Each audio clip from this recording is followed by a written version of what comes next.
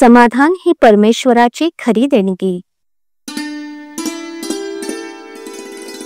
प्रत्येकाला असं वाटतं की मी कोणाची निंदा करत नाही, धर्माने वागतो, तरी मी दुःखी आणि वाईट माणसं सुखात वावरताना दिसतात. हे कसं काय? अगदी कितीही सात्विक मनुष्य असला तरी त्याच्या हे मनात आल्यावाचून राहत नाही. नामाचा विटाळ ज्याने मानला तो सुखी दिसावा आणि नाम ज्याने कंठी धरले त्याला दुःख व्हावे, यावरून भगवंताला न्यायी कसं म्हणावं अशीही पुष्कळांना शंका येते.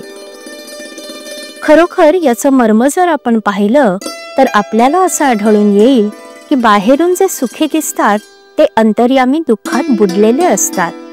विषय त्यांना पुष्कळ मिळाले पण त्यामुळे मनाची शांती लाभली तर उपयोग. दोन रस्ते लागले, त्यातला एक चांगला दिसला पण तो आपल्या गावाला नेणारा नव्हता आणि दुसरा खडकाळ आणि काट्याकुट्यांचा होता पण तो आपल्या गावाला नेणारा होता. तर कोणता रस्ता आपण धरायचा? भगवंताकडे जाणाऱ्या लोकांचे गीतेमध्ये दोन वर्ग सांगितले आहेत. एक सांख्य मार्गी आणि दुसरे कर्मयोगी. ज्यांची स्वभावतःच वासना कमी असून ज्यांचा इंद्रियांवर ताबा चालतो, जे जन्मापासून तयार असतात ते सांख्य मार्गी होत. ज्यांच्या वासना पुष्कळ असून जे इंद्रियाधीन असतात पण ज्यांना भगवंत असावा असंही वाटतं, म्हणजे आपल्यासारखे सामान्य जन, ते कर्मयोगी होत. सांख्यांचा साधन मार्ग अर्थात सूक्ष्म आणि उच्च प्रतीचा असतो. आपला मार्ग जड, सोपा आणि सुखकारक असतो. सांख्य हा भगवंताकडे चढदिशी पोहोचतो पण आपण क्रमाक्रमाने जातो. सामान्य माणसाचा मग मार्ग कोणता? तो मार्ग असा, वासना आहे तोपर्यंत योग्य मार्गाने ती तृप्त करण्याचा प्रयत्न करावा. पण सृष्टीमधल्या सर्व घडामोडी ईश्वराच्या सत्तेने घडत असल्यामुळे आपल्या प्रयत्नांचे फळ ईश्वरावर अवलंबून आहे हे ध्यानात बाळगून समाधान ठेवावं. 10 माणसांना त्यांच्या असमाधानाचं कारण आपण विचारलं तर ती माणसं 10 निरनिराळी कारणं सांगतील. यावरून असं दिसतं की जगातली कोणतीही वस्तू समाधान देणारी नाही. समाधानाचे शास्त्र निराळेच आहे. ते प्रपंचापासून शिकता येत नाही. ज्याच्याजवळ अगदी थोडा आहे त्याच्यापासून तो ज्याच्याजवळ अगदी पुष्कळ आहे त्याच्यापर्यंत प्रत्येकाला काहीतरी कमी असणारच.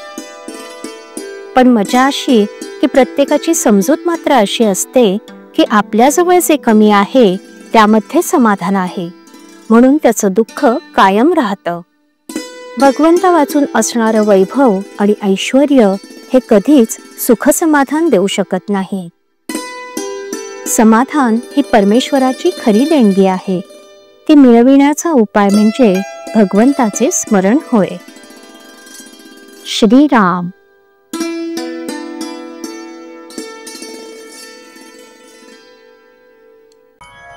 श्रीराम जय राम जय जय राम.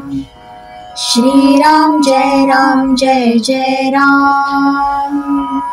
श्रीराम जय राम जय जय राम. श्रीराम जय राम जय जय राम. श्रीराम जय राम जय जय राम. श्रीराम जय राम जय जय राम. श्रीराम जय राम जय जय राम.